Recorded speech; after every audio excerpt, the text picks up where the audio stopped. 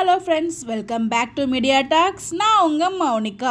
So நம்ம already சொல்லியிருந்தோம், எப்படா மார்னிங் வரும், நம்ம ரொம்ப ஈகராக வெயிட் பண்ணிகிட்டு இருக்கோம் அப்படிங்கிற மாதிரியும். அதுக்கப்புறம் நாளைக்கு போடுறாங்களா இல்லை இந்த எபிசோடை கொஞ்சம் டிலேவாக போடுறாங்களா, நம்ம ப்ரொமோவில் பார்த்த சீன்ஸ் அப்படின்னு நம்ம டிஸ்கஸ் பண்ணியிருந்தோம். நான் ஒரு வீடியோவில் சொல்லியிருப்பேன்.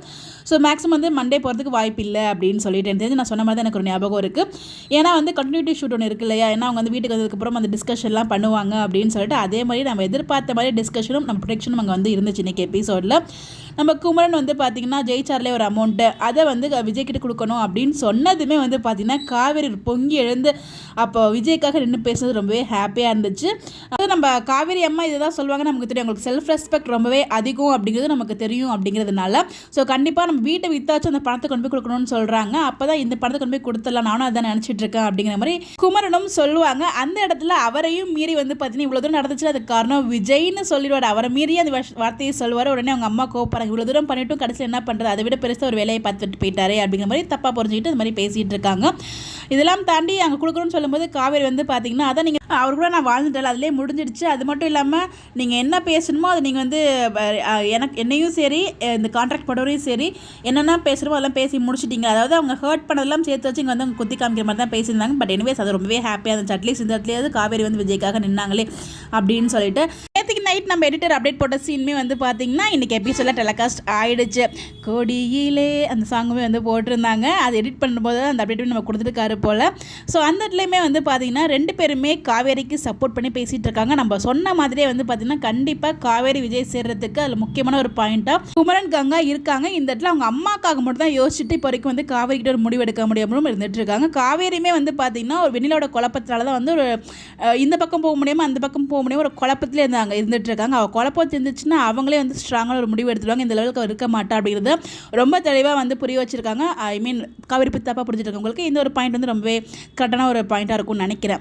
ஸோ இதெல்லாம் முடிஞ்சதுக்கப்புறம் ஃபைனலாக பார்த்தீங்கன்னா நம்ம விஜய் செம ஜாலியாக ஹாப்பியாக நம்ம காவேரி வீட்டுக்கு பக்கத்துலேயே போக போகிறோம் அப்படிங்கிற ஒரு ஹாப்பினஸோட கீழே இறங்கி வராரு, பேக்லாம் மாட்டிக்கிட்டு.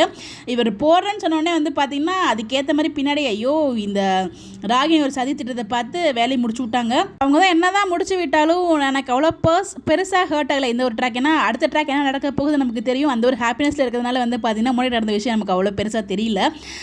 நம்ம தாத்தா பாட்டிகிட்ட சொல்கிறாங்க நிம்மதியை தேடி போகிறேன் தாத்தா அப்படின்னு சொல்லிட்டு தாத்தாவை பாட்டி ரெண்டு பேருமே ஃபீல் பண்ணாங்க. என்கிட்ட எதுவுமே சொல்லாமல் ஏன்டா முடிவு எடுக்கிற அப்படின்னு சொல்லிட்டு நானே இப்போ தான் டிசைட் பண்ணேன், என்னை ஆசீர்வாதம் பண்ணுங்க அப்படின்ற மாதிரி சொல்லிட்டு இருக்காங்க. அப்போ உசுப்பேத்தி வெளியில் போகாத வெளியில் நல்லா தாங்க பேசுகிறாங்க எல்லா சீன்லையும். அதுக்கப்புறம் பார்த்தா எதுவுமே தெரியாத மாதிரி மறந்து போகிற மாதிரி காமிச்சிட்டு இருக்காங்க. இது எப்போ தான் சரியாகும் நமக்கு தெரியல. அவங்க சரி ஓகே வீட்டுக்கு இவங்களுக்கு முன்னாடி சமாதானப்படுத்தல, அட்லீஸ்ட் உள்ள போய் கதவை சத்தா சமாதானப்படுத்தணுமா, திறந்துச்சுலேயே சமாதானப்படுத்தக்கூடாது அப்படின்ற மாதிரி என் மனசுக்குள்ள ஒரு கேள்வி என்னோட மைண்ட் வைஸ்க்குள்ளே போச்சு. இது எல்லாமே பிளான் தான் இல்லையா? காவேரி அங்கே தப்பாக இருந்துடும், காவேரி விட அவங்க அம்மா தப்பாக நினச்சிக்கணும் அப்படிங்கிறதுக்காக தான் சீனே கொண்டு வந்திருக்காங்க. அதை ஒன்றும் பண்ண முடியாது. பட் காவேரி அம்மா பார்க்கக்கூடாதுன்னு நினச்சேன். அவங்க வாங்கி ஃபோன் நம்ம மூடி வச்சிடணும் அப்படின்னு சொல்லிட்டு நான் பார்க்குற மாதிரியே காமிச்சிட்டாங்க. பார்த்ததுமே நான் வேறு தப்பாக முடிவு எடுத்துட்டணும் அப்படின்னு மாதிரி ஃபீல் பண்ணிட்டு இருந்தேன். எங்கம்மா தப்பாக முடிவு எடுத்துட்டு நீங்கம்மா ஃபீல் பண்ணீங்க, அப்படி ஒரு ஃபீலிங் எங்கேயுமே நான் பார்த்ததே இல்லை அப்படின்ற மாதிரி என் மனசுக்குள்ளே ஓடிட்டு இருந்துச்சு. நல்லது வேலை நான் தப்பான முடிவுலாம் எடுக்கல, கரெக்டான முடிவு தான் எடுத்திருக்கேன் அப்படிங்கிற மாதிரி அவங்க சொல்லிட்டு இருந்தாங்க. எப்போயாவது புரிஞ்சுட்டு அவருக்காக கண்ணீர் வெடிக்காமல் உன் மனசை மாற்றிக்கோ அப்படிங்கிற மாதிரி அவங்க அம்மா அட்வைஸ் கொடுத்துட்டு இருக்காங்க. அதை நான் சத்தியமே பண்ணி கொடுத்துடலாம், எதுவும் பேசாமல் நீ தூங்குமா அப்படிங்கிற மாதிரி அங்கேயுமே பார்த்தீங்கன்னா எதுவும் பேசாமல் அவங்க வாயடிச்சு போயிட்டு தூங்க வைக்கிறாங்க. மார்னிங் ஏஞ்சதுமே தான் நெக்ஸ்ட்டுமே நாளை ப்ரிவியூ வேறு லெவலில் இருந்துச்சு. வீடியோ அனுப்ப உனக்கு அவ்வளோதான் அப்படிங்கிற மாதிரி ராகினியை திட்டிகிட்டு இருக்காங்க.